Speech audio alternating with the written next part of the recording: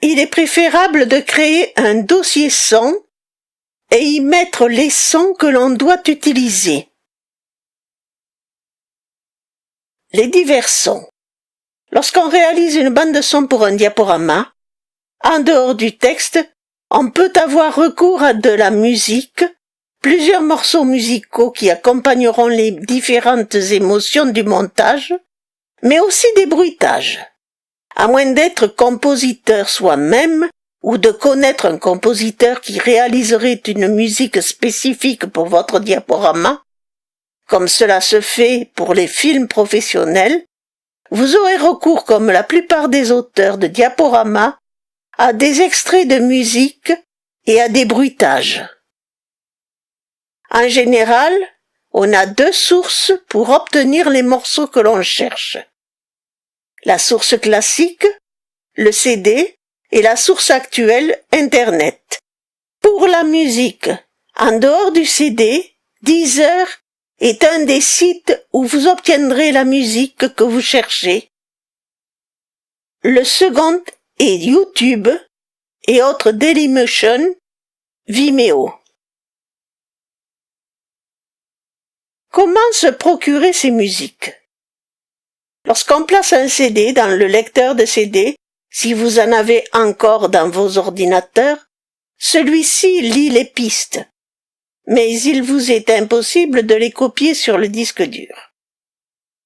Les pistes sont en format CDA, un format spécifique au CD de musique.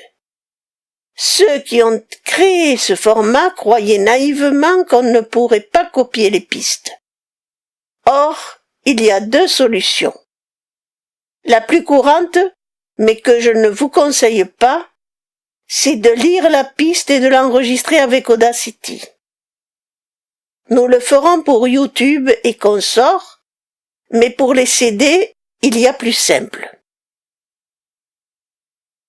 Lorsque vous mettez votre CD dans le lecteur de CD, il est lu par Windows grâce au lecteur Windows Media. Or, ce lecteur peut à présent vous permettre d'extraire la piste qui vous intéresse. En appuyant en haut à droite de la fenêtre, on bascule vers la bibliothèque. Une nouvelle fenêtre s'ouvre. Toutes les pistes du CD sont cliquées. C'est normal, le logiciel est programmé pour lire toutes les pistes. Avant d'enregistrer le ou les pistes qui vous intéressent, vous devez d'abord aller dans les paramètres d'extraction et choisir le format WAV. D'ailleurs, il est précisé sans perte. Ensuite, vous devez décliquer les pistes qui ne vous intéressent pas. Seules les pistes cliquées seront extraites. Donc vous extrayez la piste. Le lecteur Windows Media a enregistré cette piste dans le dossier musique de l'ordinateur. Pour moi, c'est Data, D, User, Laure, Musique, Sidney Bechet, Petite Fleur, BMG, dièse 2, 16 lesoignons.wav. Notez que dans mes essais, j'avais enregistré au format propriétaire de Windows.wma. Ça ne sert à rien parce que seul Windows sait lire ce format. Vous ne pourrez pas utiliser ce format pour vos logiciels de diaporama. Audacity ne sait pas le lire. Vous avez intérêt à prendre ce fichier .wav et à l'introduire dans le dossier son de votre diaporama. Vous avez donc appris à extraire une ou plusieurs pistes d'un CD. C'est ainsi que si vous empruntez des CD dans une médiathèque, vous pouvez extraire leur musique.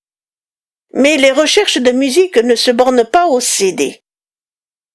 Vous pouvez aller sur Internet et écouter les musiques et les enregistrer grâce à Audacity. Au tout début, je vous ai proposé de régler l'onglet Enregistrement de votre carte son. En choisissant l'option Stéréo Mix, Audacity peut enregistrer les sons qui sortent de votre carte son. Il y a le site de Deezer. On peut écouter gratuitement les musiques et les enregistrer avec Audacity. Il y a les musiques dites libres. La plupart autorisent l'utilisation s'il n'y a pas vente du produit à la clé. Et pour finir, les sites de bruitage.